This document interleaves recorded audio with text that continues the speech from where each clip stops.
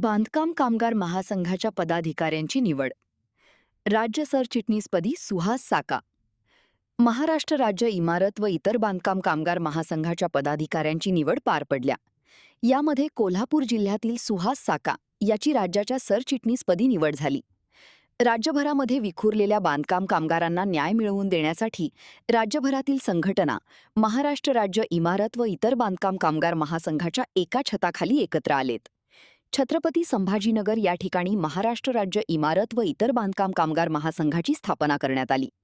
महासंघाच्या अध्यक्षपदी अमोल गायकवाड यांची, तर कार्याध्यक्ष राजकुमार होळीकर, कोषाध्यक्षपदी आनंद भालेराव, सरचिटणीसपदी उमेश अग्निहोत्री, सुहास साका, अजय कांबळे, विदर्भ विभागीय अध्यक्ष यशवंत झाडे, मराठवाडा विभागीय संघटक अशोक जाधव, राज्य संघटक समितीमध्ये कमलेश दाभाडे, गिरीश साबळे, रत्नपाल डोफे, नितीन दवंडे, चांद शहा, विलास लसुरे आणि सागर कुंभार यांची निवड करण्यात आली.